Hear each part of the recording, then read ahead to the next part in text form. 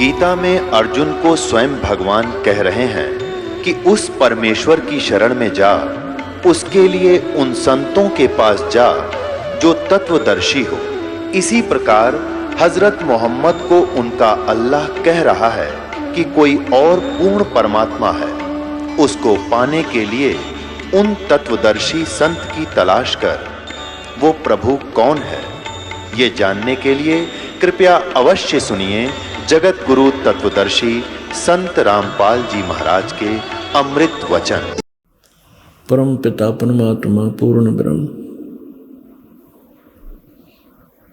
सर्व सृष्टि के रचनहार, सर्व सुखदाई पापनाशक, संकट मोचन, कष्ट हरण, मंगल करने वाले परमेश्वर कबीर जी की असीम रजा से आप सभी पुण्यात्माएं परमात्मा की महिमा सुनने के लिए उपस्थित हुए।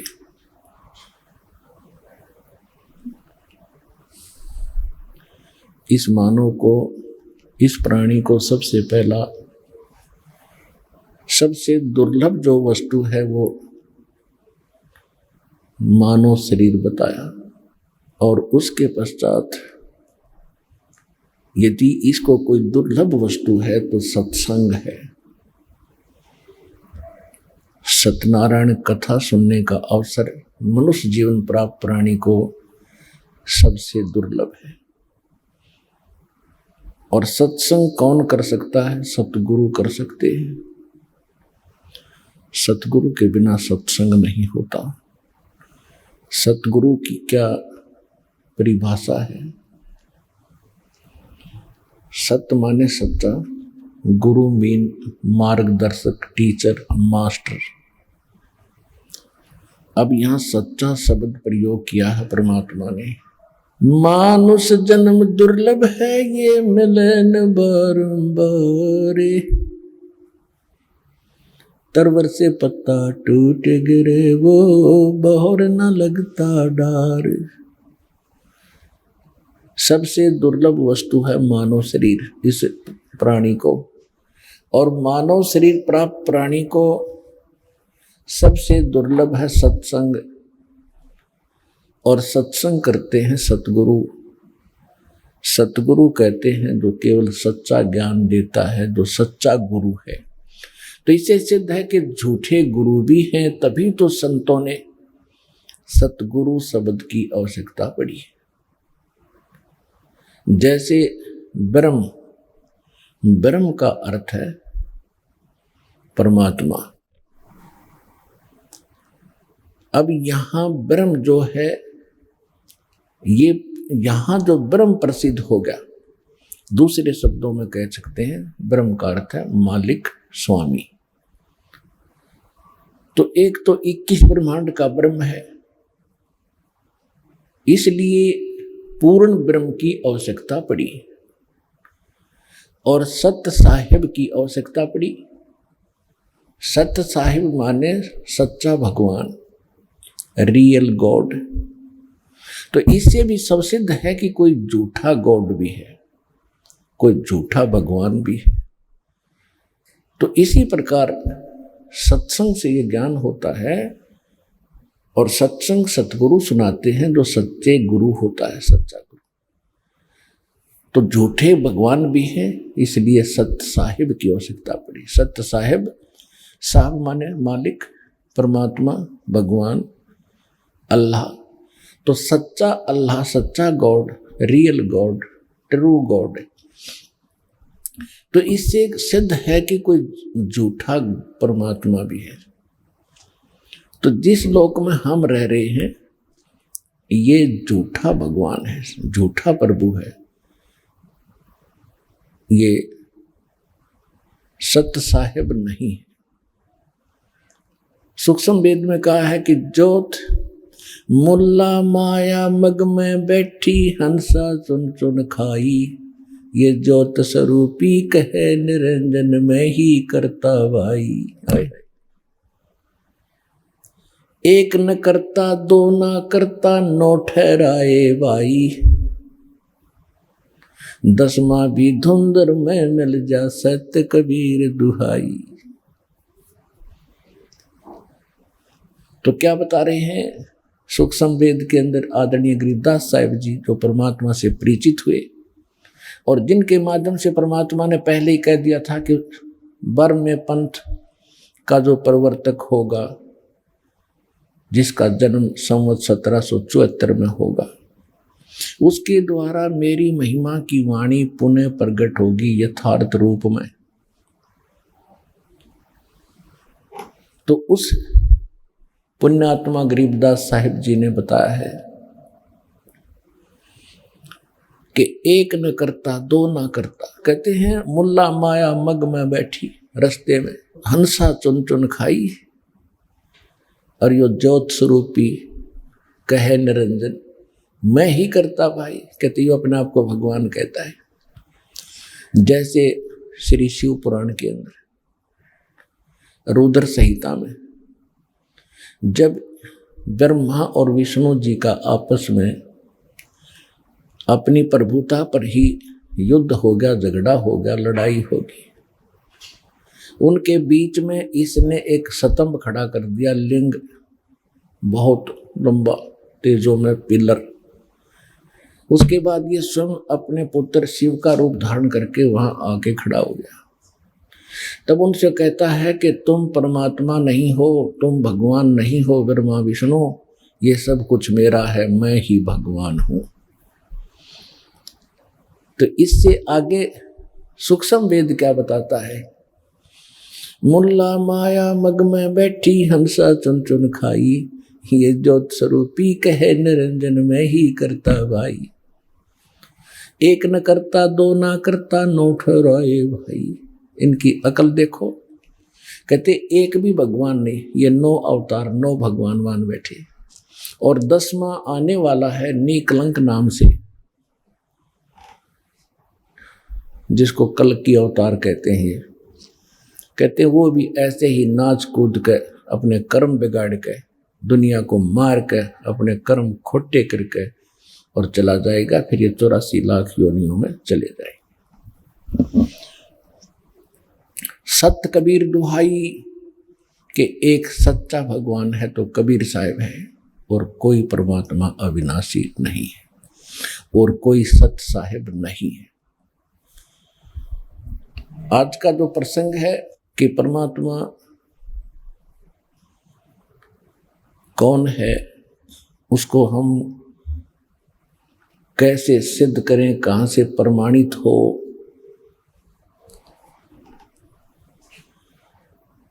और जब वो परमात्मा प्रमाणित हो जाता है, सब सदग्रंथों से हमें कोई शंका नहीं रहेगी, तब हम परमात्मा मानकर जो साधना करेंगे, तब वो भगवान हमें अपना पूर्ण लाभ देगा।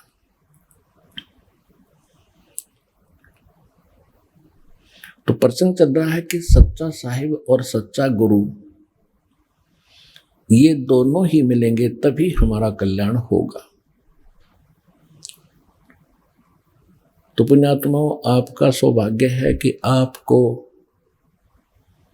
मानव शरीर प्राप्त, जो प्राणी के लिए अति दुर्लभ बताया। दूसरी वस्तु जो दुर्लभ है वो सतगुरु यानी सत्संग कहो, सतगुरु कहो। सतगुरु के बिना सत्संग नहीं हो सकता। तो वो भी आज आपको उपलब्ध हुई। आपकी किस्मत का, आपके पूर्व जन्म के संस्कारों का कोई एस्टीमेट नहीं लगाया जा सकता। आप कितने पुण्यकर्मी प्राणी हैं। आज चाहे कोई गरीब है, झोंपड़ी में रहता है, चाहे कोठियों में रहता है, कोई रिक्शा चलाता है, पैदल मजदूरी करता है, या कारों और हेलीकॉप्टरों में चलता है, ये मानव शरीर प्राणी जो है ये परमात्मा की भक्ति कर सकते हैं। और दुर्भाग्य उनका अभी जो खिलौनों से ही खेल रहे हैं। सौभाग्य आपका जो भगवान से परिचित हो चुके हैं और इस मार्ग पर अग्रसर हो लिए। अब जैसे दो प्रकार से ये मानव शरीर आपको प्राप्त होता है। एक तो पूर्व संस्कार से और एक टर्न वाइज होता है। टर्न वाइज का अर्थ है कि 84 लाख प्रकार के प्राणियों में सब कष्ट उठा के उसके बाद एक मानव शरीर मिलता ही मिलता है, ऐसा विधान है प्रभु का। तो जो इस प्रकार से आए हुए प्राणी हैं, जो टर्न वाइज यानी नंबर वाइज जिनका जन्म हुआ मनुष्य का, तो वो जल्दी सी भक्ति ग्रहण नहीं करते। और जो पिछले जन्म में संस्कार से मनुष्य थे, अब भी मनुष्य पैदा हो गए हैं, तो वो ऐसे मनुष्य जन्म उन्हीं का होगा जो पिछले जन्म में भी कोई ना कोई भक्ति साधना कर रहे थे। तो उनके अंदर एक लगन प्रेरणा न्यारी होती है परमात्मा की तरफ, उनकी पहले से रुचि होती है, जन्म से ही होती है। तो इसी प्रकार फिर मानव शरीर के अंदर प्राप्त प्राणियों को फिर एक और दो प्रकार की स्थिति होती है। जैसे एक तो भक्ति कर्म होते हैं और एक धर्म कर्म होते हैं।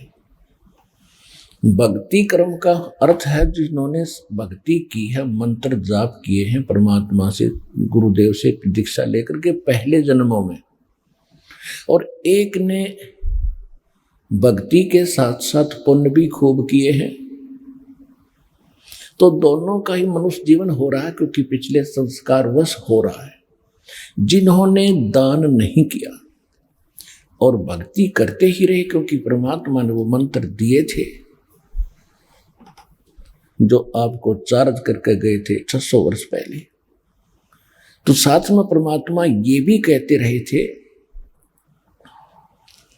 चिड़ी चोंच भर ले गई नदी न गट्टो नीर, दान दिए धन घटे नहीं, कह रे साहेब कबीर।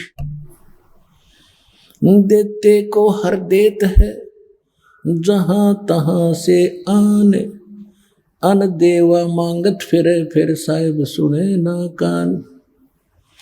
धर्म तो 10 के नहीं, ये 10 के तीनों लोग, खैरायत में खैर है भाई की जो आत्म पोख।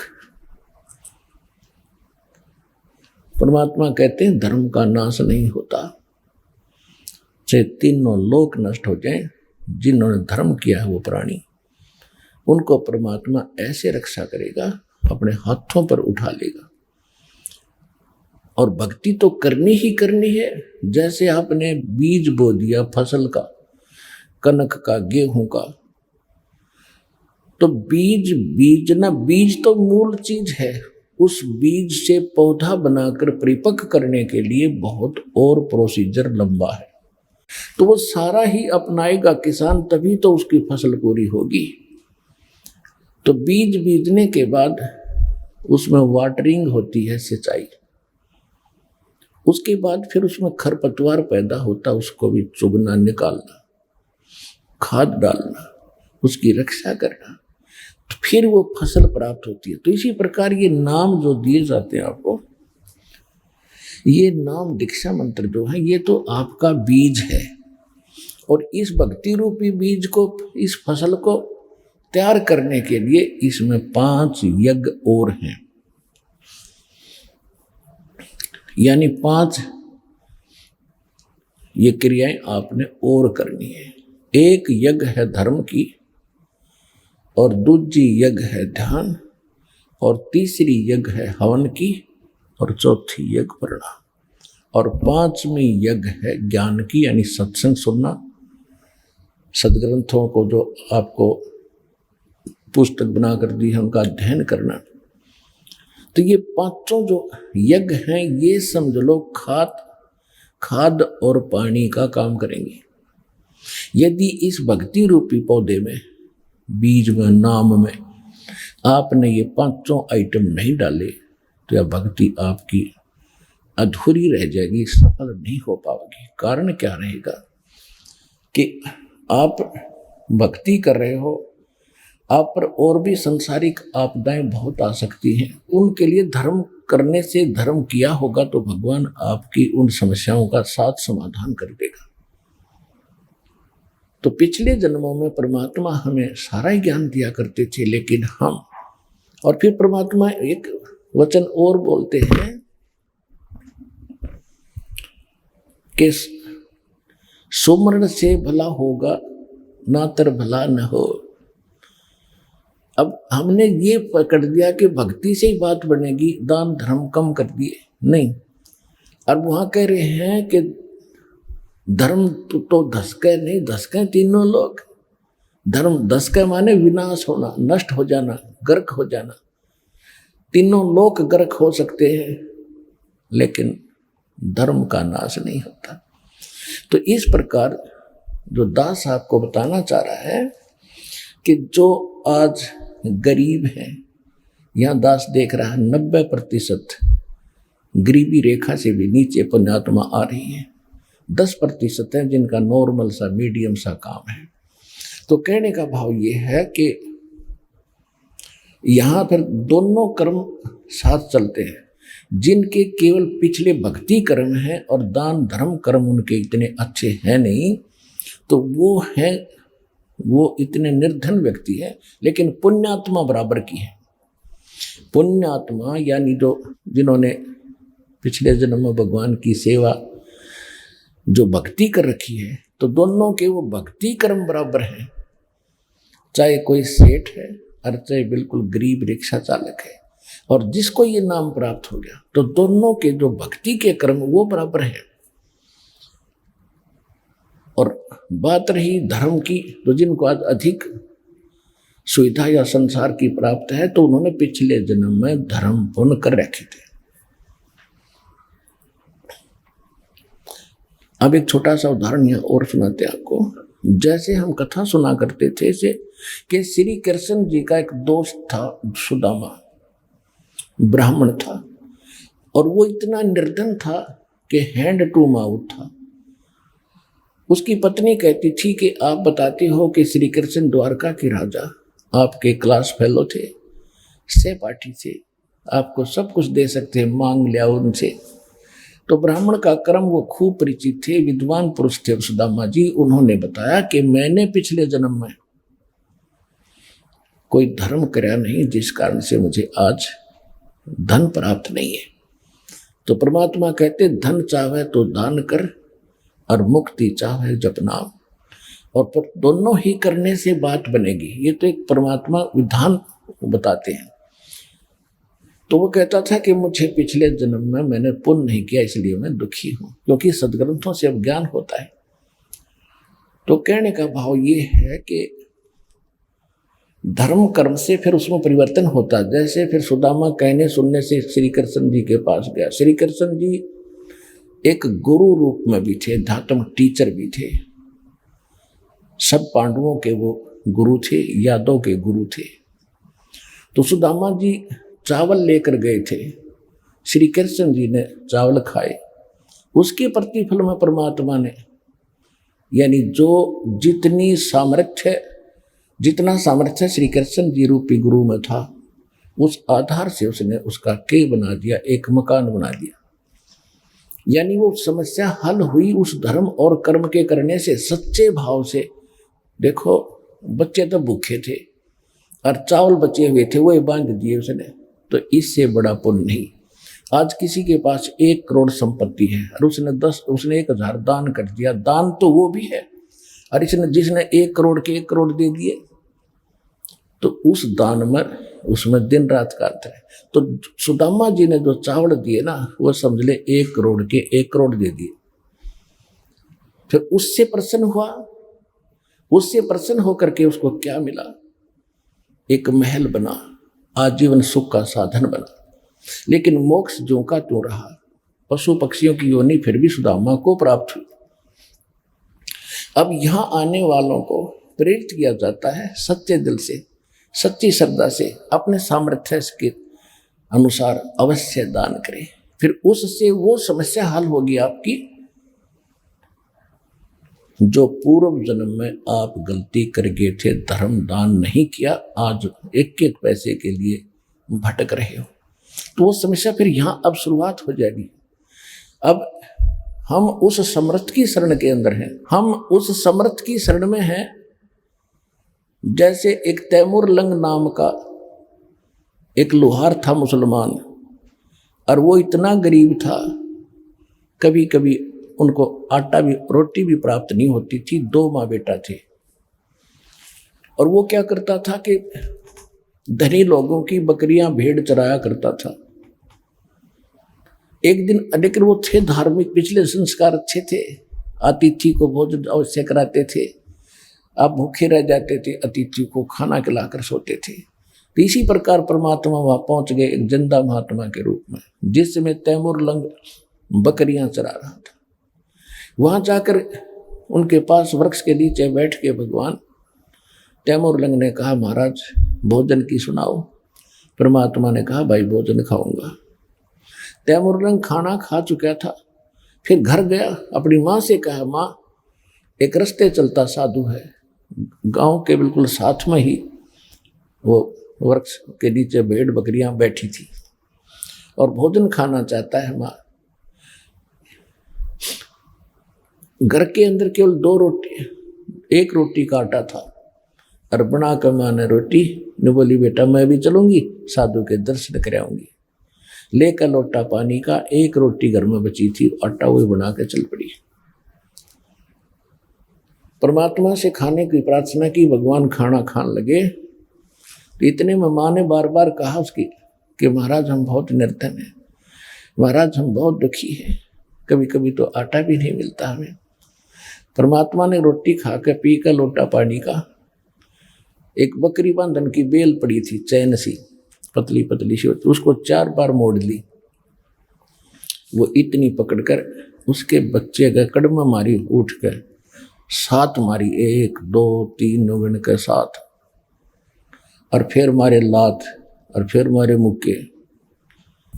अब उसकी माता ने सोचा कि कोई मेंटल साधु था, पागल है, मैंने इसको बार बार छेड़ दिया, टोक दिया, इसने गुस्सा हो गया, और साधु पता नहीं बद्दुआ भी दे दे। हाथ जोड़ के कहने लगी, महाराज मेरे बेटे से कोई गलती बन गई। परमात्मा बोले, नहीं माई, तेरे बेटे का जो पहले मैंने 7 सांकड़ मारी है ना, ये चैन मारी बेल, तेरे बेटे तैमूर लंग को 7 पीढ़ी का राज बख्श दिया मैंने, और जो मुक्के लात मारी है उसके बाद तुम्हारे राज्य टुकड़ों में बट जाएगा। यूं कह रहे थे तो माई सोच रही थी तो कति पागल आदमी है, मेंटल, खाने को रोटी नहीं, हर मन सुखी आशीर्वाद दे रहा है कि 7 पीढ़ी का राज दे दिया। इतने में परमात्मा अंतर्ध्यान हो गए। अंतर्ध्यान हुए तब देखा चारों तरफ, उन्होंने सोचा तो फरिश्ता था, लेकिन यह बात गले नहीं उतर रही थी कि मेरा बेटा राजा बन जाएगा। कहते साधु वचन उल्टे नहीं, चाहे पलट जाओ ब्रह्मांड। उसके बाद वो तैमूर लंग राजा बना। दिल्ली के अंदर इतिहास गवाह है, दिल्ली तक को अपने काबू में कर लिया था, और यहाँ पर अपना एक नौकर बिठा दिया था दिल्ली के सिंहासन पर, वो उसको टैक्स देता था। तैमूर लंग के बाद उसका पोता बाबर दिल्ली का बादशाह बना, उससे लगातार 5 पीढ़ी औरंगजेब तक तैमूर लंग का शासन रहा। औरंगजेब के बाद ये टुकड़ों में उनकी पीढ़ी अलग अलग राज्य बट गए थे। रोटी तैमूर लंग को दीनी, तात 7 बादशाही लीनी। आप अन्नदेव की आरती में पढ़ते हो तो पुण्यात कहने का भाव ये है, दास जो आपको आज आध्यात्मिक जो प्रवचन सुनाना चाहता है कि जो पिछले गलतियां कर चुके हैं और अब दान धर्म ना करके आज बहुत दुखी हैं, बहुत बड़ी समस्या रोजी रोटी की उनके सामने, इस समर्थ के पास आने के बाद ये समस्या नहीं रहेगी। पर समस्या ये रहेगी कि आपको विश्वास कब होगा कि कबीर इज गॉड। जिस दिन आपका हृदय मान लेगा, सुनी सुनाई बातों से नहीं बनेगी बात, आत्मा का साथी है भगवान, इस मन का साथी नहीं है। मन तो काल का एजेंट है और परमात्मा की भक्ति से इस मन को भी आत्मा अपने अनुकूल करेगी। अब तो ये आत्मा के ऊपर बैठा है, इसने आत्मा को अपनी वाहन बना लिया और जहां पकड़ के ले जाता गंदे कर्म करा के इसके सहारे चल रहा है। फिर आत्मा इसके ऊपर बैठेगी और इसकी स्पीड बहुत है टट्टू की, इस मन की। बकवादों में भी इतनी स्पीड है और जब ये अच्छे काम पर लगाएगी इसमें भी इसकी इतनी ही स्पीड है, इसके ऊपर बैठा देगा भगवान आपको। तो कहने का भाव दास का ये है कि आपको यहां आकर के ये ज्ञान सुनाया जाता है तो अब आप दान कर रहे हो। दास देख रहा है, कोई तो 10 रुपए की मुश्किल से उसका दान करने की हिम्मत बनती है और फिर दास देख रहा है कि दूसरी तीसरी बार आता है तो 1000 रुपये चढ़ा रहा वो व्यक्ति। आत्मा गदगद हो जाती है कि मालिक ने सुन ली इस अपनी आत्मा की, क्योंकि परमात्मा का विधान है। कहते हैं आप 1 रुपया दान करोगे 1000 देता दाता आपको। जो दान आप यहाँ करते हो वो आपका नहीं, वो तो भगवान का हो गया, आपका नहीं रहा। उसके बदले में आपको तो 1000 मालिक ने उसी समय लिख दिया आपके अकाउंट में, लेकिन वो अकाउंट आपको दिखता कौन।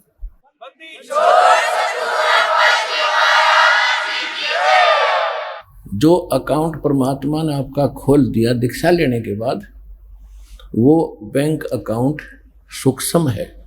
आपके अंतःकरण में एक मैसेज पहुंच जाता है, भगवान के ऊपर आपकी एक और फाइल है, उसमें ये मैसेज ऐड हो जाता है। आपने 1 रुपया दान करा, 1000 आपके खाते में लिख दिया था। तो जो पैसा आपका था वो यहाँ चढ़ाया हुआ पैसा आपका नहीं है, ये परमात्मा का हो गया।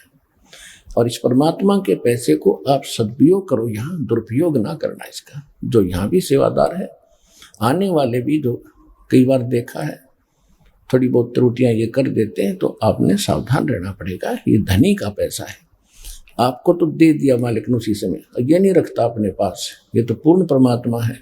कहते हैं 4 युगों में देख लो हमने किसका रखा मार। द्रौपदी ने 1 बिलांत का कपड़ा दिया था, 9 इंच ढेर लगा दिया उसका। सुदामा ने 4 चावल खुखवाए थे, महल बना दिया। तैमूर लंग ने 1 रोटी दी थी, उसको 7 पीढ़ी का राज बख्श दिया। तो कहते 4 युगों में देख ले हमने किसका रखा मार, हमने किसका लेकर ना दिया हो मारना, यानी कोई पैसा लेकर ना देने के उसने पैसा मार लिया मेरा। तो परमात्मा कहते 4 युगों में देख ले हमने किसका रखा मार, हमने किसी का पैसा रखा नहीं।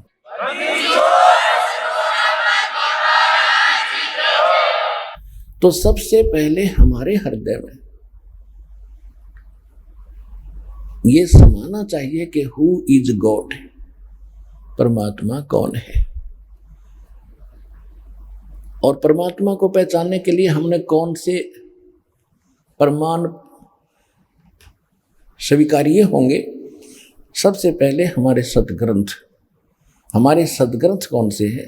पवित्र हिंदू धर्म के नाम जो लिख दिए गए हैं, पवित्र 4 वेद, ऋग्वेद, यजुर्वेद, सामवेद, अथर्ववेद, पवित्र श्रीमद् भगवद गीता, पवित्र 18 पुराण।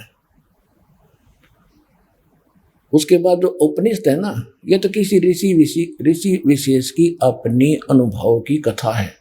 वो वेदों और सदग्रंथों इनसे नहीं मिलती है, तो वो उसके घर की है, उसको हमने नहीं चाहिए लेना। दूसरे तो वैसे ये पवित्र वेद, पवित्र श्रीमद् भगवद गीता, पवित्र पुराण, ये हिंदुओं के नहीं थे, मानव मात्र के लिए। उसके बाद विभाग बढ़ते चले गए, तो फिर जैसे कुछ पहले समय में आपस में कटे हुए क्षेत्र थे, जैसे समुद्र पार करके फिर अमेरिका, ये जो US से बोलो हो जिसने, वो इससे कटे हुए थे इस क्षेत्र से।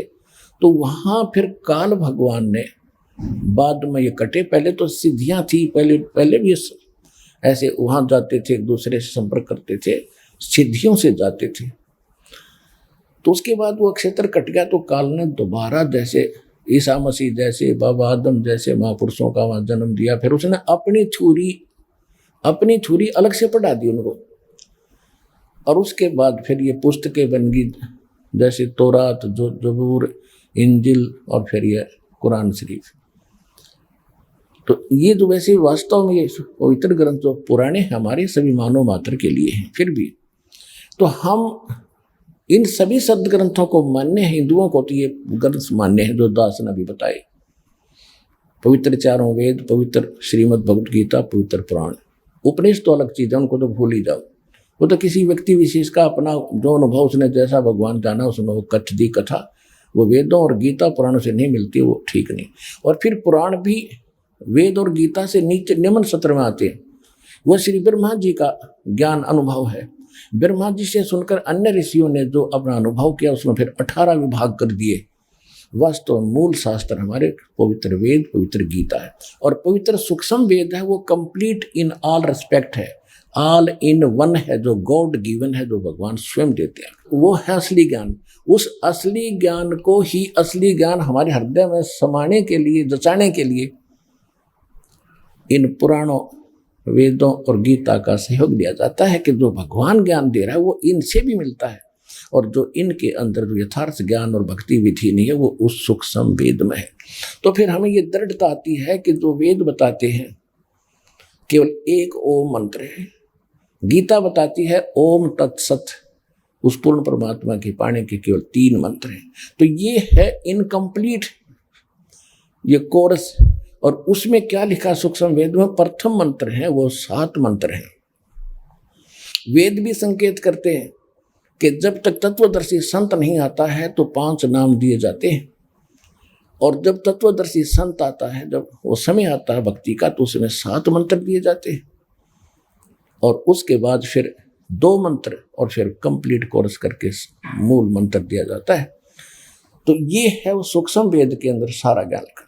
तो कहने का भाव ये है कि पवित्र वेद, पवित्र श्रीमद् भगवत गीता, पवित्र पुराण, पवित्र बाइबल, बाइबल 3 पुस्तकों का पवित्र बुक का संग्रह है, और पवित्र कुरान शरीफ, पवित्र गुरु ग्रंथ साहिब। पवित्र गुरु ग्रंथ साहिब के अंदर जो महला पहला की वाणी है वो वाणी है उस परमात्मा से परिचित उस पुण्यात्मा श्री नानक देव जी की।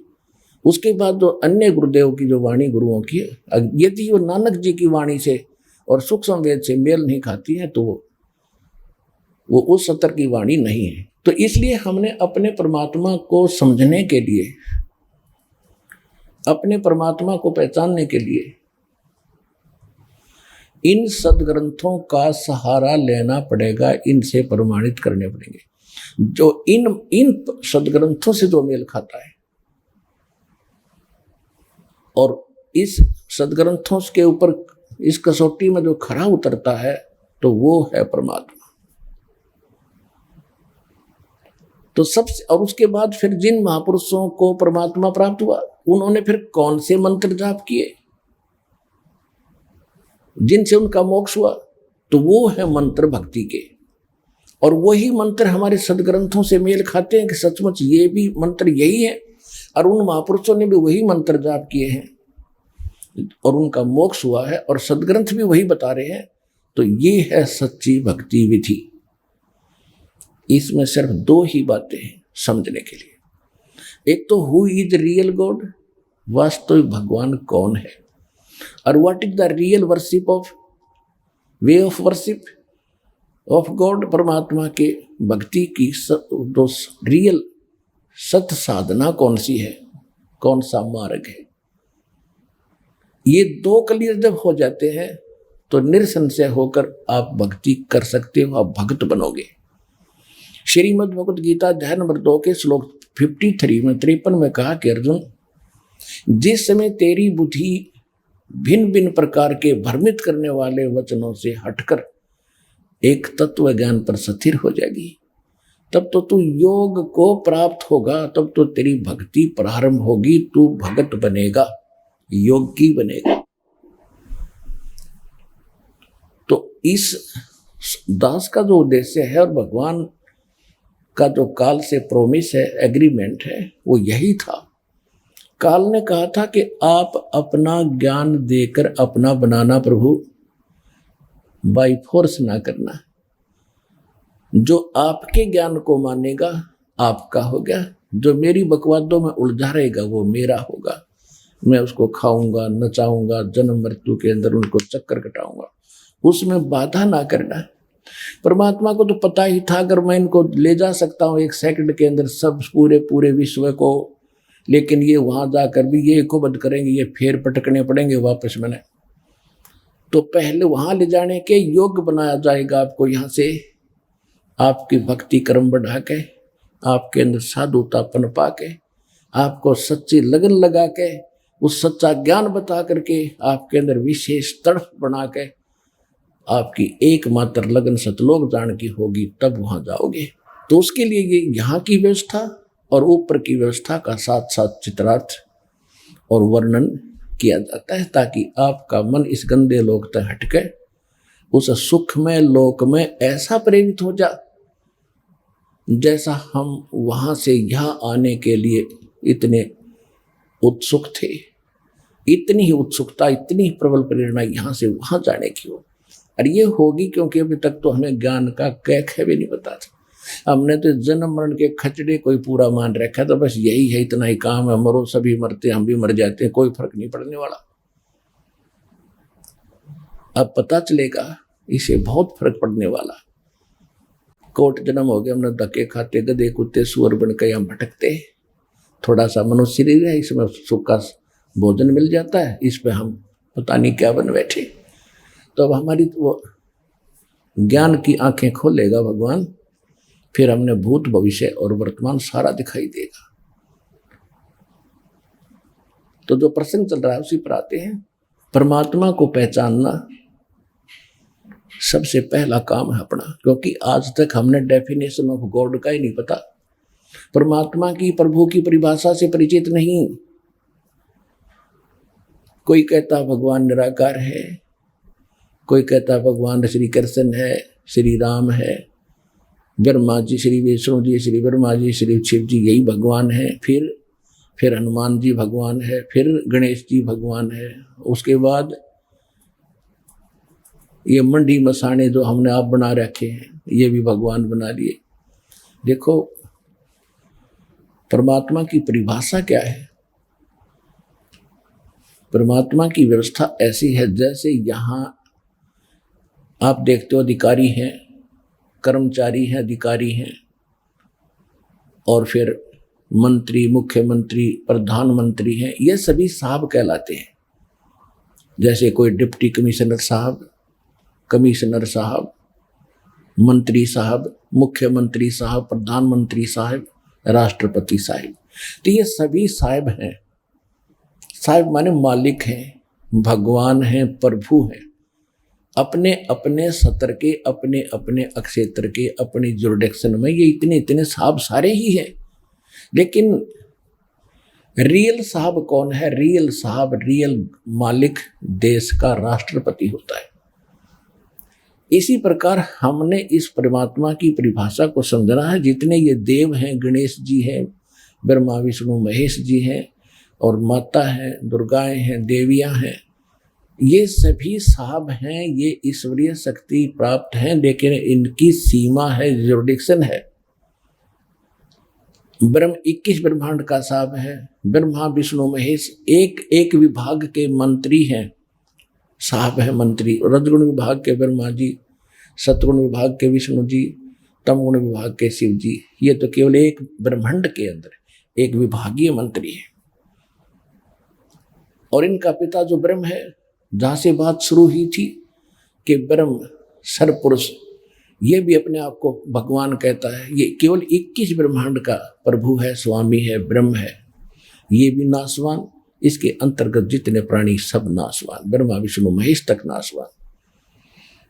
उसके बाद ब्रह्म से आगे परब्रह्म, परब्रह्म माने नेक्स्ट गॉड, अगला स्वामी, इसको अक्षर पुरुष भी कहते हैं। ये 7 संख ब्रह्मांड का प्रभु है, स्वामी है, साहिब है। इसके ऊपर है फिर पूर्ण ब्रह्म, परम अक्षर ब्रह्म यानी सत्य साहिब। वो असंख्य ब्रह्मांड का प्रभु है, असंख्य ब्रह्मांड का मालिक है, इंक्लूडिंग अक्षर पुरुष एंड सर पुरुष। इन सब के ऊपर मालिक है। वो ही वास्तव में पुरुषोत्तम है, उसी को वास्तव में परमात्मा कहा जाता है। श्रीमद् भगवत गीता अध्याय नंबर 15 के श्लोक 16 और 17 में 3 पुरुष स्पष्ट बताए। सरपुरुष ये 21 ब्रह्मांड का स्वामी, ये ब्रह्म काल है। सात संग ब्रह्मांड का स्वामी है वो अक्षर पुरुष है, जिसको परब्रह्म भी कहते हैं। इन दोनों के जितने भी प्राणी हैं इनके अंतर्गत सब नाशवान है और ये स्वयं भी नाशवान है। गीता अध्याय नंबर 15 के श्लोक 17 में कहा कि उत्तम पुरुषत्व अन्य परमात्मा इति उदाहरते है, ये लोग धर्म आविश्य विवर्ती अवैश्वर है। वास्तव में उत्तम पुरुष श्रेष्ठ भगवान तो इन दोनों से अलग है, सरपुरुष और अक्षर पुरुष है, और उसी को परमात्मा कहते हैं। ओए होए पुण्यात्मा, जहां ये ऐसा जुल्म हो रहा है, आप कश्मीर में देख रहे हो क्या हाल हो गया। जिन कोठियों के चिपके बैठे थे उनकी छात पर बैठकर जीवन रक्षा मांग रहे हैं और उनको उठाकर बाहर निकाला जा रहा। झांकते भी नहीं उन कोठियों की तरफ, केवल अपनी जान दिखाई देती है, कहीं दो टूक मिल जाए। तो पुण्यात्मा इसे गंदे लोक में इसको हम परमात्मा कह सकते हैं जहां हम रह रहे हैं। पीछे केदारनाथ के अंदर कितना नाश हो गया था, जगह जगह कैसा हाल हो जाता है। कोई दुर्घटना से मर जाता है, कोई भूख मरी है, कहीं पर एक्सीडेंट हो गया, कोई कैंसर से पीड़ित है, कोई किसी कष्ट से दुखी है। जिस लोक में आप रह रहे हो क्या परमात्मा का लोक हो सकता है? लेकिन ये भी परमात्मा प्रसिद्ध हो रहा है। अब इस गीता अध्याय नंबर 15 के श्लोक नंबर 17 में स्पष्ट कर दिया है कि उसको परमात्मा कहते हैं। परम आत्मा, श्रेष्ठ आत्मा। तो भगवान इसलिए कहा है कि वो परम आत्मा है, वो श्रेष्ठ आत्मा है। श्रेष्ठ आत्मा वो है, आत्मा है तो परमात्मा साकार है। हम भी आत्मा है, हम परमात्मा नहीं है, हम आत्मा है। और आत्मा भी मलिन आत्मा होगी, वो परमात्मा है, कंस्टेंट रहता है, उसमें कोई मलिनता कभी नहीं आती, इसलिए वो भगवान है, सर्वशक्तिमान है। तो हम परमात्मा का अर्थ है जो दुख ना दे, केवल सुख सुख देता है, उसको परमात्मा कहते हैं। तो यहां स्पष्ट ये भी कर दिया कि वही सभी तीनों लोकों में प्रवेश करके। अब तीन लोक की दो प्रकार स्थिति होती है, जैसे एक तो हरियाणा की राजधानी और एक राजधानी सेंटर की। राजधानी दोनों ही है, कैपिटल दोनों कहलाती है, पर दिन रात का अंतर है। ऐसे ये लोकों का अंतर है। जैसे एक तो ये लोक है पाताल लोक, पृथ्वी लोक और स्वर्ग लोक, ये भी तीन लोक हैं। फिर तीन लोक इससे हटकर हैं। एक तो अक्षर पुरुष का लोक, 21 ब्रह्मांड का क्षेत्र, फिर अक्षर पुरुष का लोक, 7 संग ब्रह्मांड का क्षेत्र, और फिर तीसरा जो लोक है वो सतलोक, ऊपर का जो लोक अविनाशी स्थान है, वो सारा अलग एक लोक है। उसके विभाग भले ही 3-4 हैं, लेकिन ये तीन लोक ऐसे बनते हैं। जब यहां हम ज्ञान सुनाते हैं तो ये तीन लोक अलग होते हैं। तीन लोक का राज है ब्रह्मा विष्णु महेश, ऊंचा धाम कबीर का वाणी विरह विदेश। तो जब यहाँ तीन लोक की बात की है तो पृथ्वी, स्वर्ग और पाताल तक सीमा है। और जब यहाँ कह रहा है कि तीन लोकों में प्रवेश करके वही सबका धारण पोषण करता, अब तीन लोक ये ऐसे बन गए।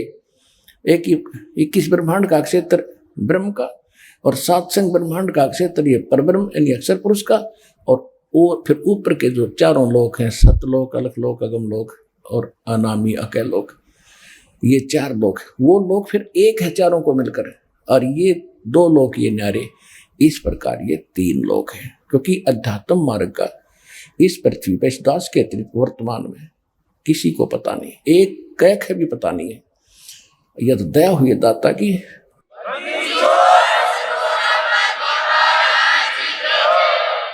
ये सब अपनी अपनी डफड़ी पीट रहे हैं। ये तो इतना है कि जैसे आम जनता है, उन्हें अपने काम से मतलब है, और जो साधु संत बना दिए काल ने, उनकी मजबूरी है सदग्रंथों को पढ़कर उनको बेवकूफ़ बनाने की। तो उन्हें जैसी अटपटका दी, विद्यार्थी को क्या पता, टीचर 2 दूना 6 गलत पढ़ा रहा है, वो तो 2 दूना 6 2 दूना 6 कल सुनाना है, 2 दूना 6 2 दूना 6 फिट कर दिया, 2 दूना 6 ही हो गया।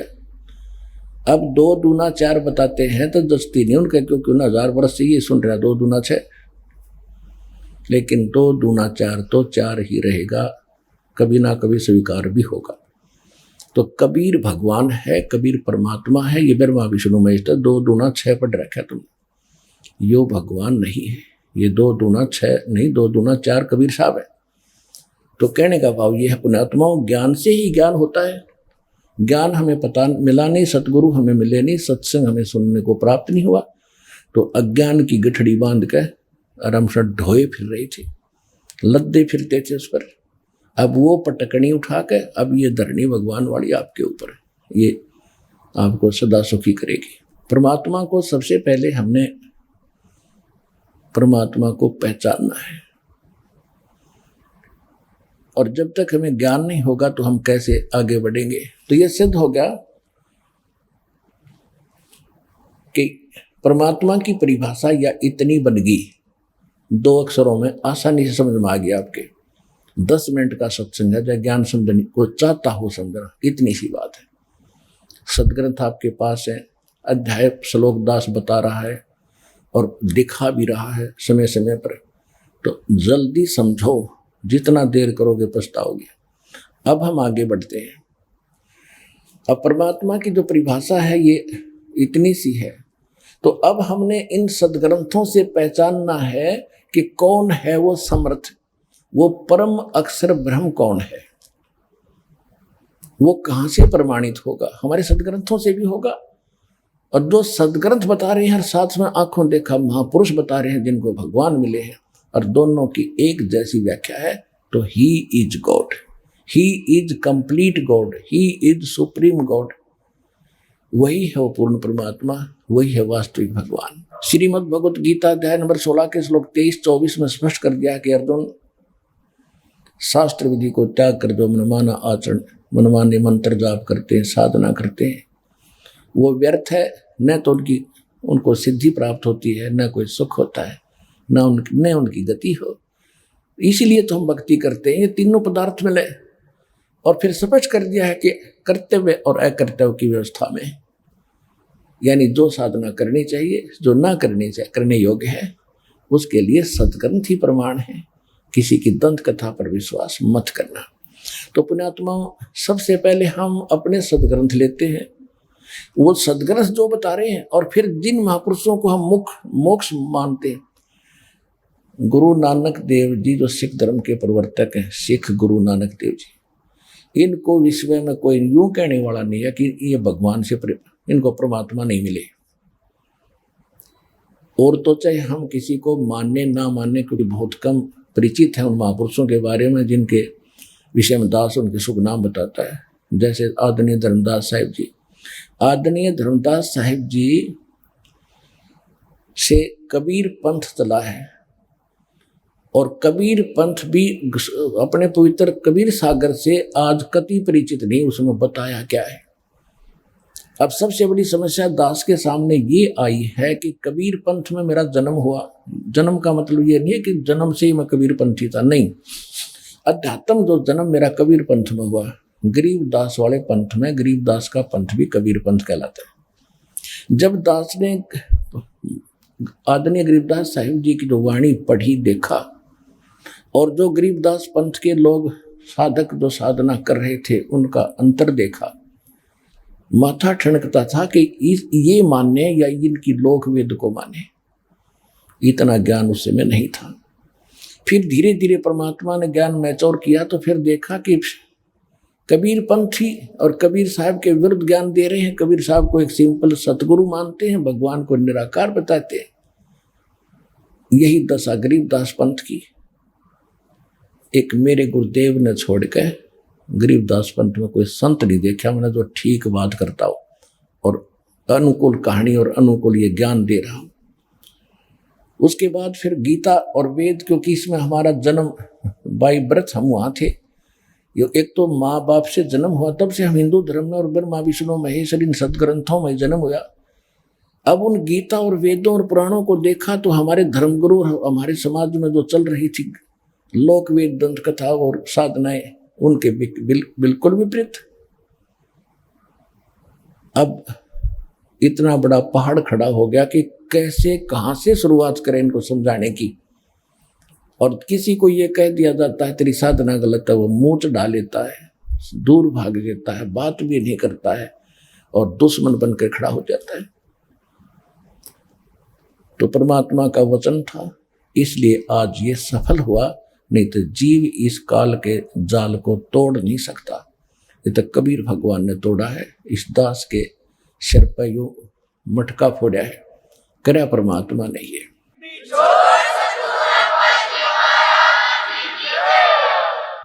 अब परमात्मा की थोड़ी सी पहचान बताएंगे, क्योंकि परमात्मा को जानने के लिए तो ऋषियों ने सारे जीवन भी लगा दिया, तो भी ना समझ में आया उनके। उसका कारण क्या था?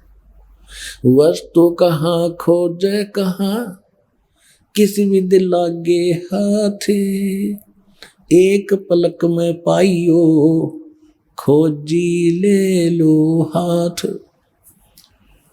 एक सेठ था, उसने अपने बच्चों से बता दिया था कि बेटा अभी मैं तुम्हें धन बताऊंगा नहीं, और मैं लिख कर जाऊंगा एक पैड पे बही में।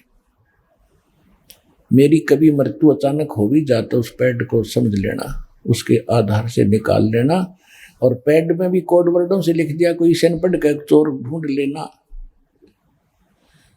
पिता की मृत्यु होगी। बच्चों ने फिर कुछ दिन के बाद क्रियाक्रम करके देखा भी पिताजी धन घना बतावे थे, और पैड में लिख रखा बतावे थे। वह पैड देखी, बही देखी, उसमें लिखा पाया कि चांदनी 14 रात के 12 बजे मंदिर के गुम्बज में सर्वधन दबा रखा है।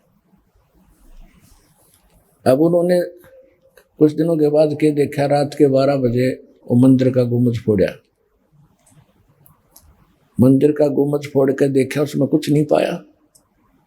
तो बड़े चिंतित हुए कि इतना धन, और पिताजी तो गलत लिख गए, ये तो बहुत, अब वो मिलेगा नहीं, क्योंकि जहां उन्हें लिखा वो हमें मिला ही नहीं, तो और जगह खोज कहाँ सकते हैं।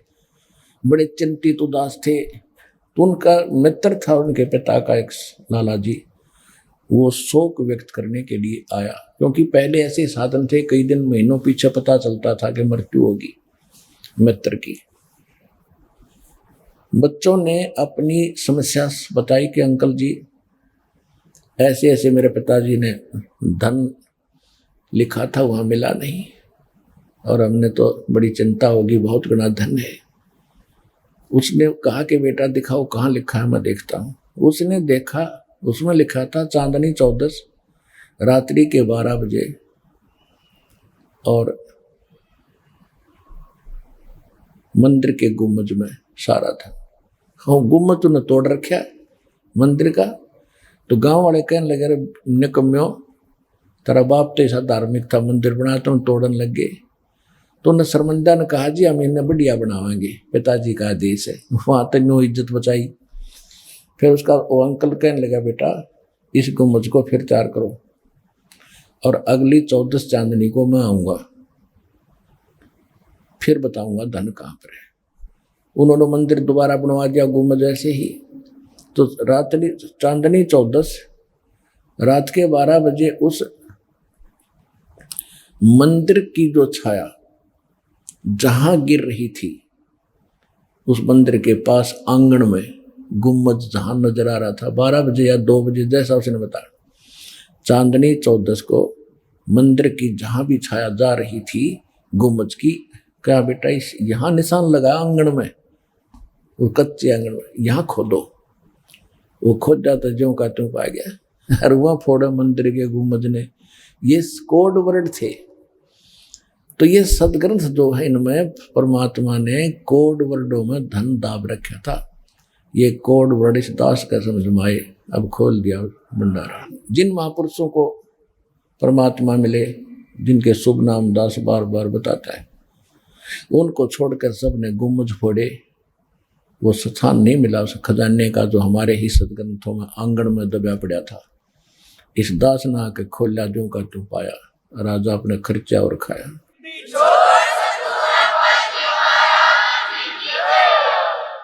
तो सबसे पहले हम आपको आदरणीय गरीबदास साहिब जी को परमात्मा मिले, ये कथा आपको बहुत बार सुना रखी हमने। थोड़े से हिंट आज देकर आज का विषय पूरा करेंगे।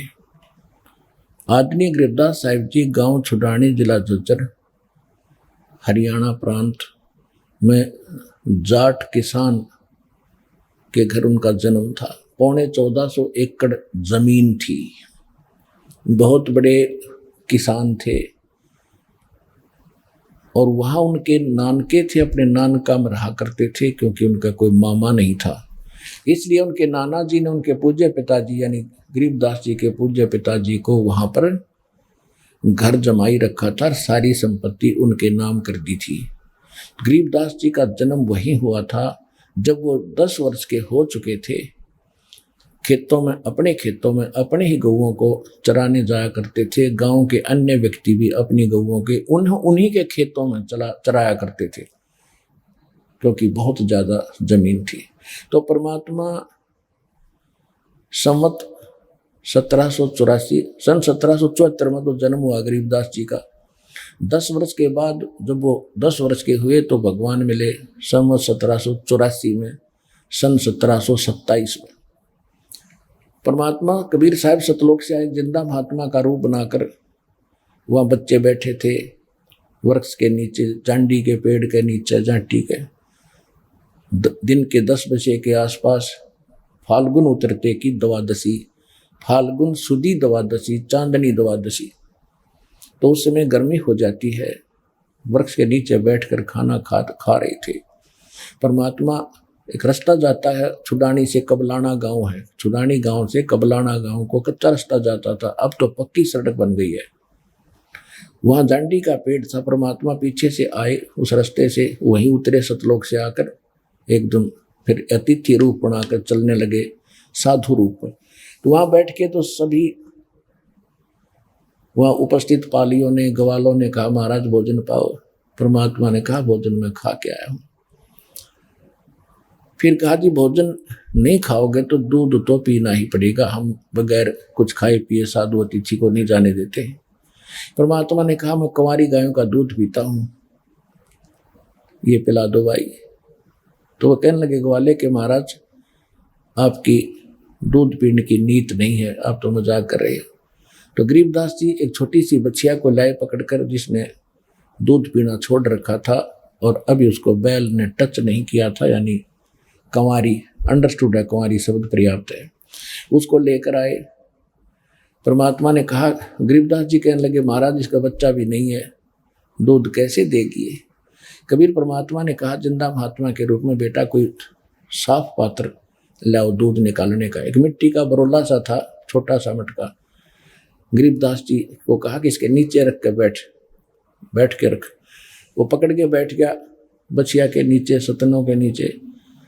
परमात्मा ने ऊपर से आशीर्वाद भरा हाथ रखा, लंबे लंबे सतन हो गए और दूध की धार चल गई। वो पात्र भरने के बाद रुक गई। परमात्मा ने पिया।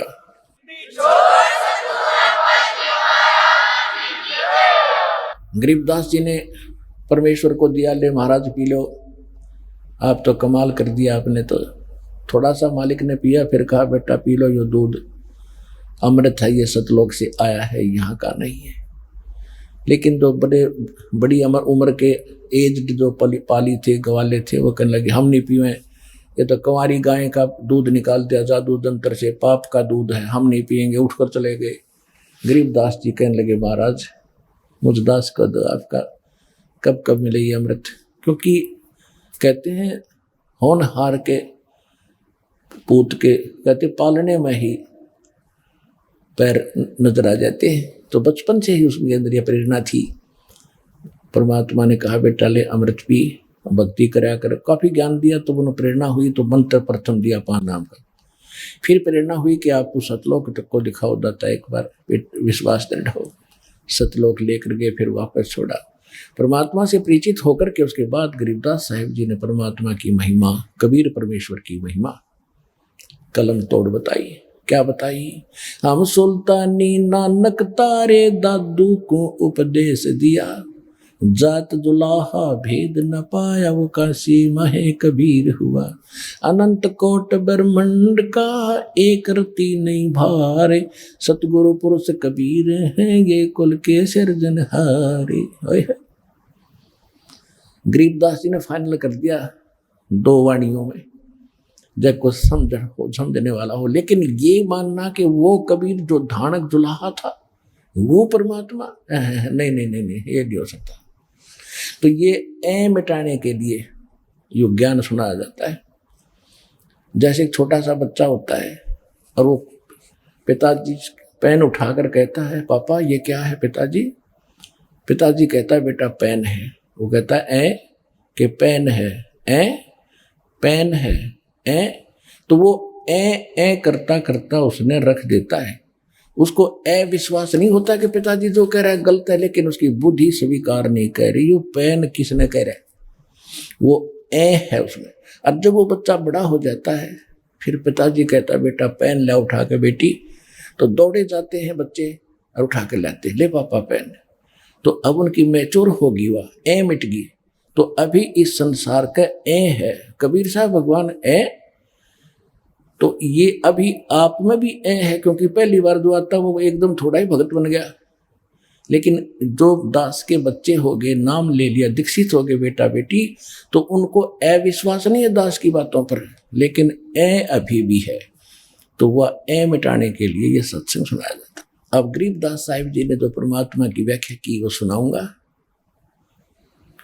पुण्यात्माओं, सन 1994 से लेकर सन 2012 तक तो हमने इतना संघर्ष किया है कि इस अज्ञान का नाश करने में सफल हुए कबीर भगवान की रजा से।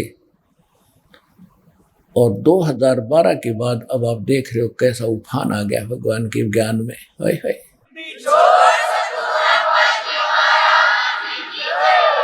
731 पृष्ठ पे लिखा है कि नीच जात परदेसी खिन आवे तल जावे, अर्थात की संगत नानक रहंदा क्यों कर मुंडा पावे। उसका अंत और छोर में कैसे पाऊं, 1 सेकंड में यहां दिखता है, दूसरी सेकंड में सतलोक में बैठा होता है।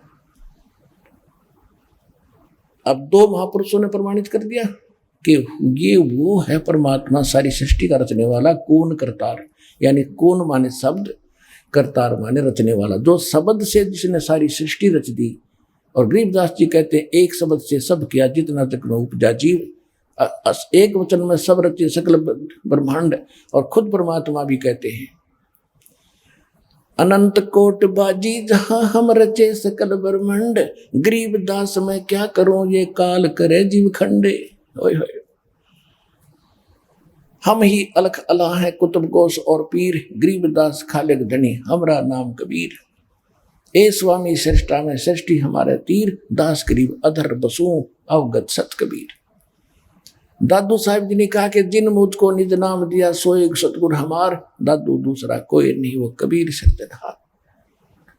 ऐसे मुल्क दास जी ने कहा, ऐसे धर्मदास जी ने कहा, ऐसे गीसा दास जी ने कहा, और ऐसे ही स्वामी रामानंद जी ने कहा कि दो ठौर है एक तू, भया एक से दो, गरीबदास हम कारणे तुम आए हो मत दो। बोलत रामानंद जी सुनो कबीर करतार, गरीबदास सब रूप के तुम ही सर्जनहार। ये तो उन महापुरुषों की वाणी में आपको प्रमाणित कर दिया जिन्हें भगवान मिला। इसी के संदर्भ में अब ये कथा सुनाता हूं। जब परमेश्वर कबीर जी लीला करते हुए, जैसे परमात्मा के बारे में आपको बहुत बार बताया है कि ज्येष्ठ सुदी पूर्णमासी संवत 1455 सन 1398 को परमात्मा सतलोक से आकर एक शिशु रूप धारण किया था। लहर तारा नामक एक सरोवर में कमल के फूल पर, वहाँ पर एक अष्टानंद नाम के ऋषि जो रामानंद जी के शिष्य थे, वो भी इसके प्रत्यक्ष दृष्टा थे। उन्होंने रामानंद जी को जाकर बताया था सारी घटना। उधर से नीरू नीमा जो निसंतान जुलाहे थे, वो स्नान करने के लिए उसी तालाब पर जाते थे जो गांव उनकी रिहाज से, रेजिडेंस से, झोंपड़ी से 3-4 किलोमीटर दूर था वन में। जहां गंगा का जल ही लहरों द्वारा उछलकर इकट्ठा होता था वर्षा के दिनों में, वहां परमात्मा को पाया था। शिशु रूप को लेकर, छोटे से नवजात शिशु को लेकर घर आए थे। सारा संसार गांव देखने गया था, सारा शहर काशी में शहर देखने गया था। इतना सुंदर बालक तो देखा ना सुना। 25 दिन तक परमात्मा ने कुछ नहीं खाया था। तब चिंतित हो गए थे दोनों नीरू नीमा। तो तब परमेश्वर की लीला, कबीर भगवान की कृपा से एक कुंवारी गाय मंगाई गई थी। लंबी कहानी है, आज आगे से शुरू करेंगे। एक कुंवारी गाय, कुंवारी बछिया, जैसे नीरू जो है पहले ब्राह्मण था, गौरी शंकर नाम था इसी जन्म में, उनको जबरदस्ती मुसलमान बना दिया था। ऐसे नीमा को भी उसकी पत्नी थी, इन दोनों को जबरदस्ती हिंदू से मुसलमान बनाया था। फिर भी इनकी आस्था, और वैसे भी कोई भी साधु हिंदू मुसलमान कोई भी है, जब आपत्ति आती है तो सभी धर्मों के गुरुओं के पास अपने और संकट का समाधान के लिए जाते हैं। तो नीरू गया था रामानंद जी के पास। रामानंद जी ने उसको कहा था कि कुंवारी गाय का वो दूध पिएगा, मुझे वो विद्वान पुरुष नजर आता है कोई, और उसको कुंवारी गाय लाकर दूध पिलाओ, कुंवारी गाय दूध देगी। तो ये उसके गले नहीं उतरी थी, किसको, नीरू के, कि कुंवारी गाय कैसे ना ज्ञान दूध देगी। स्वामी जी ने मुझे उसे टरका दिया है, ये सोचकर वो घर आकर बैठ गया। उसी दिन नीमा ने फाइनल फैसला कर लिया था कि ये बच्चा मरेगा और मैं साथ मरूंगी, इसके बिना जी नहीं सकती। और वो शंकर के पुजारी थे, उसी जन्म में जो ब्राह्मण थे, तो शंकर जी को याद किया। परमात्मा की प्रेरणा थी, शंकर जी वहां से साधु रूप बनाकर प्रकट हुए, सामने आते नजर आए। माई ने फिर अपना सारा दुख बताया, तो परमात्मा को गोदी में लिया। परमात्मा कबीर जी पालने से उठा करके नीमा ने साधु रूप में खड़े शंकर भगवान के चरणों में डालना चाहा। परमात्मा ऊपर उठ गए, साधु रूप में खड़े शिव जी के सिर के बराबर हवा में स्थिर हो गए। तब माई खुश हुई कि साधु, इस साधु में बड़ी करामात है, मेरे बच्चे को हवा में उड़ा दिया तो जीवन दान भी देगा। और वो लीला मालिक खुद कर रहे थे।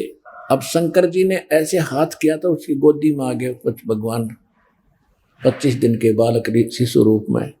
तब परमात्मा की और उस शंकर भगवान की 6 बार वार्ता हुई। और माई देख रही है ध्यान से, बच्चा बोल रहा है, वह सोच रही थी इस बाबा जी ने बुला दिया मेरा बेटा।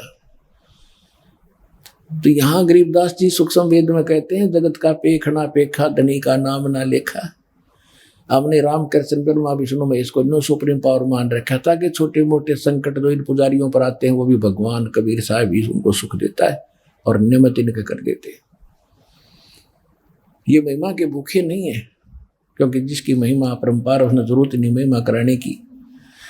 तो शंकर भगवान उस बाबा जी की महिमा बन रही थी उस नीमा की दृष्टि में। वो भी सोच रहे थे परमात्मा या बुढ़िया मर जाएगी, मैं तो मरूंगा नहीं, पर यह मर लेगी चिंता कर कर मेरे विषय में। खाना इसने छोड़ दिया। तब शंकर भगवान को कहा परमात्मा ने कि कुंवारी बछिया मंगाओ, उस पर आप अपना आशीर्वाद भरा हाथ रखो, वह दूध देवेगी, मैं उसको पीऊंगा।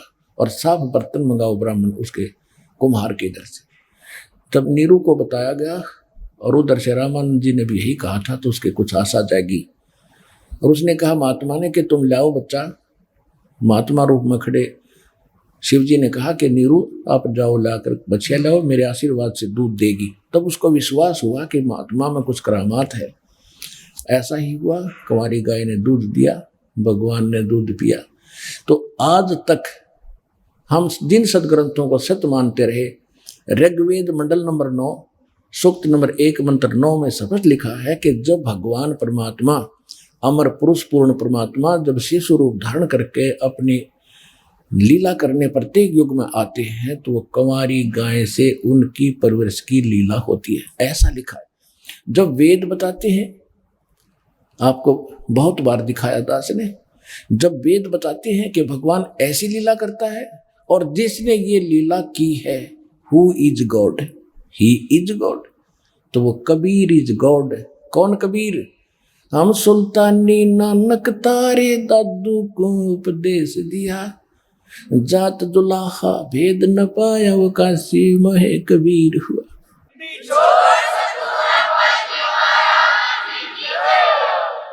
अब गरीबदास जी की अमर वाणी आपको सुनाएंगे। अपने आत्माओं, जैसे अभी तक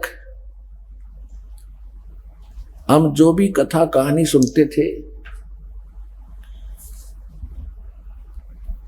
जो दास आपको अभी तक ज्ञान सुनाता रहा, वो प्रमाण अधिक देता रहा। सदग्रंथों को रूबरू करके आपको इस सत्र पर लाया हूं कि अब जो दास मालिक की वाणी पढ़कर सुनाओगा, आपका सारी सत्य विश्वास होगा। यदि पहले मैं ये कथा और ये वाणी सुनाता रहा तो आप मन मार के बैठे रहते, ये कैसे हो सकता है, ये कैसे हो सकता है। आपके कर्म भी बिगड़ते रहते। नाम लेने के बाद भी अगर गुरु जी के बातों पर अविश्वास होता है तो उसमें आपके नाम में फर्क पड़ता है। नाम कमजोर होता है, आपकी आस्था घटती जाएगी तो भगवान का भी हाथ हटता चला जाएगा। तो इसलिए दास ने पहले लगातार 10, 12, 13 वर्ष तक एक ही रट रखाई, सब प्रमाण दिए, सदग्रंथ दिखाए, ताकि आपको ABCD पढ़ाई भक्ति की, और अब इस योग्य हुए हो कि इस गूढ़ रहस्यों को समझोगे जो सदग्रंथों में प्रमाणित है। अब जैसे तुलसीदास जी ने लाखों वर्ष पूर्व घटी घटना रामायण की अपनी सिंपल लैंग्वेज में, चौपाइयों में, संत भाषा में लिख दी, और पूरे हिंदू समाज को वो सत्य मान्य है। क्योंकि ज्यों का तो चित्रण है, चित्रार्थ है, पहले संस्कृत में थी, फिर उन्होंने अपने सिंपल भाषा में लिख दी। ऐसे ही गरीबदास जी ने उस परमेश्वर की, कबीर परमात्मा की, असीम ब्रह्मांड के स्वामी की महिमा तुलसीदास की तरह आंखों देखी लिख दी। तुलसीदास ने तो सुनी सुनाई लिखी, और परमात्मा गरीबदास जी ने आंखों देखा भगवान का, और यहाँ जो उनकी दया से उनकी दिव्य दृष्टि खुली, वो सारा ज्ञान इसमें लिखा, वो सुनाता हूँ। 84 बंधन कटे किन्नी कल्प कबीरे, भवन 14 लोक सब ये टूटे जम जंजीरे, अंत कोट ब्रह्मांड में बंदी छोड़ कहाए, सो तो एक कबीर है जननी जने नवाए। शब्द स्वरूप साहेब जनी, शब्द से अंध सब माही, बाहर भीतर रम रहा जहां तहां सब ठाई।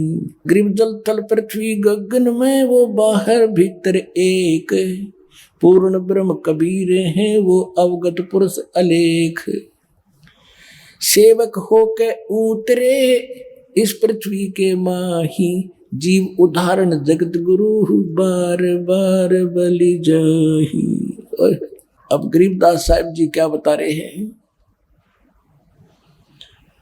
जल थल पृथ्वी गगन में बाहर भीतर एक, पूर्ण ब्रह्म कबीर है वो अविगत पुरुष अलेख।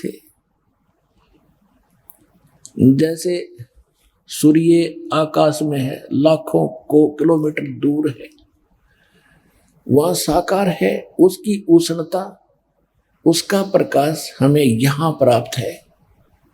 तो इसी प्रकार परमात्मा साकार है, एक देशीय है, जहाँ चाहे कहीं रहो, लेकिन उसकी शक्ति से सब ब्रह्मांड संचालित है, और हम जीवों के अंदर भी उसकी शक्ति से ही सब कार्य हो रहा है। तो यहाँ कहते हैं जल थल पृथ्वी गगन में ये बाहर भीतर एक, अवगत पुरुष पूर्ण ब्रह्म कबीर हैं ये अविगत पुरुष अलेख। फिर क्या कहते हैं? वो परमात्मा सारी सृष्टि का मालिक सेवक हो के उतरे, दास बनकर ऊपर से कबीर दास कहाए।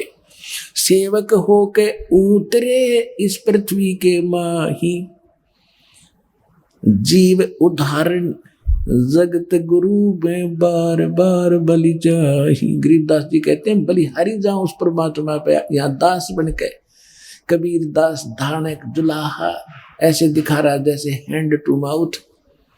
वो तो इसलिए दिखा रहे थे कि बच्चों इस गंदे लोक में घड़ी कोठी बंगलियां के पीछे ना पड़ो, अपना जीवन नाश मत करो, मुझ पर विश्वास करो, मैं जैसे रह रहा हूं मेरी तरह रहो। मैं क्या भूखा मर गया? 18 लाख व्यक्ति आए थे, उनको मोहन भोजन खिला दिया, तो तुम्हें भी मैं ऐसे ही खिला दूंगा, ऐसे ही रखूंगा। तुम मेरे अनुकूल चलो, मेरी मर्यादा में रहो, बस इतनी सी।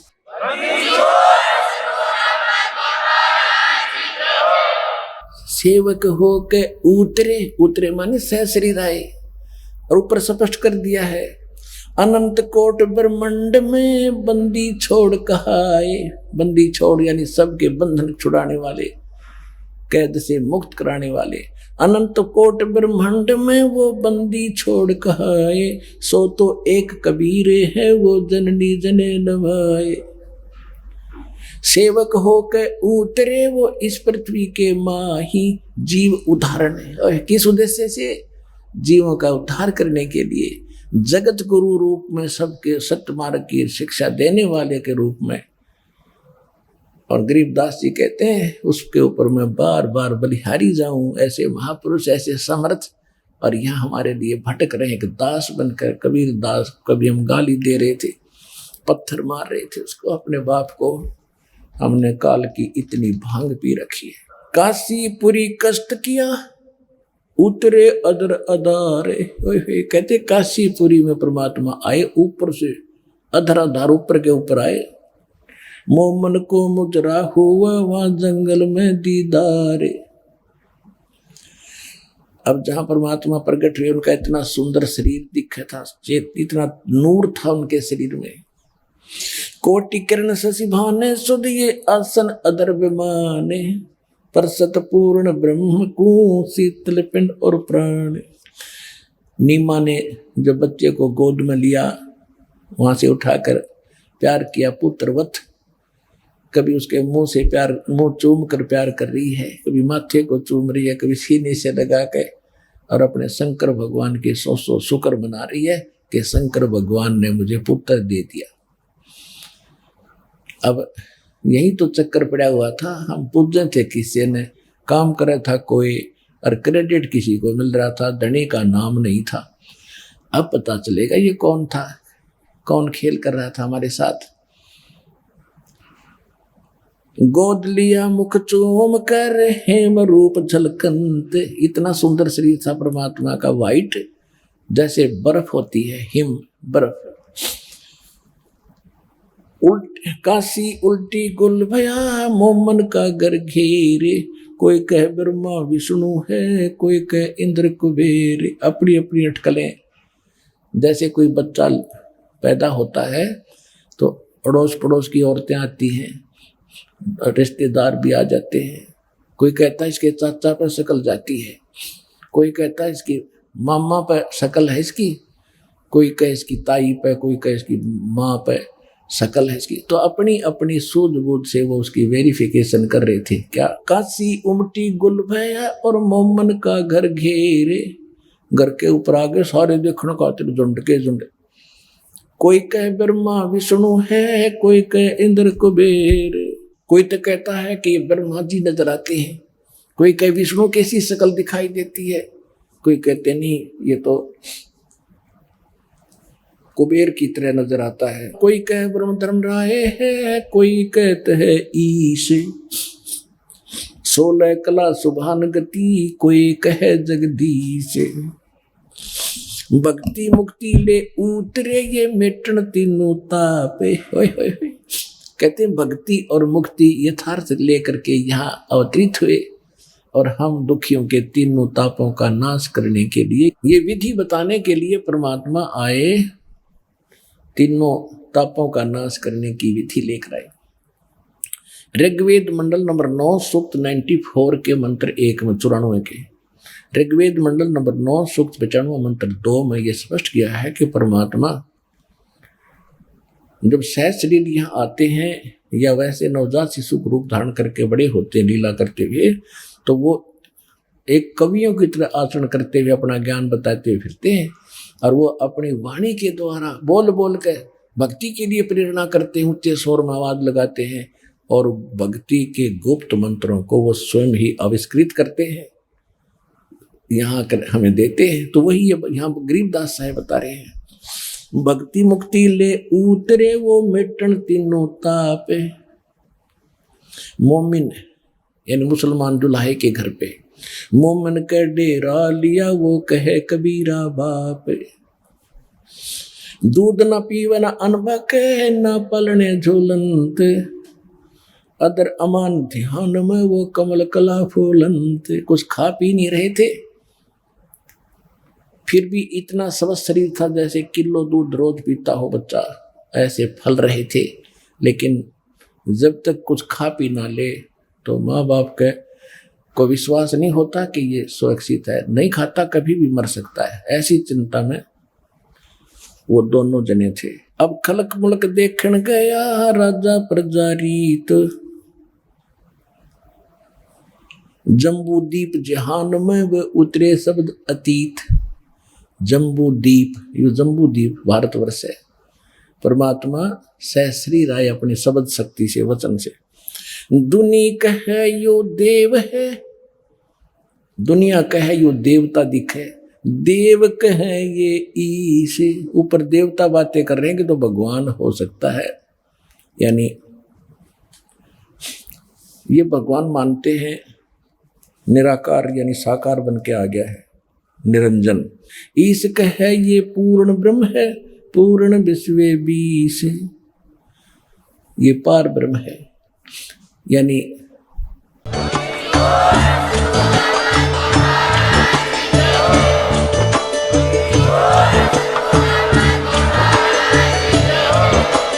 आप सुन रहे थे जगत गुरु तत्वदर्शी संत रामपाल जी महाराज जी के मंगल प्रवचन। अधिक जानकारी के लिए विजिट कीजिए हमारी वेबसाइट www.jagatgururampalji.org। संत रामपाल जी महाराज जी के शुभ आशीर्वाद से पूरे विश्व भर में 500 से भी ज्यादा नाम दीक्षा केंद्र हैं, जिन पर संत रामपाल जी महाराज जी द्वारा ऑनलाइन निशुल्क नाम दीक्षा दी जा रही है। अपने नजदीकी नाम दीक्षा केंद्र का पता करने के लिए संपर्क करें 8222880541।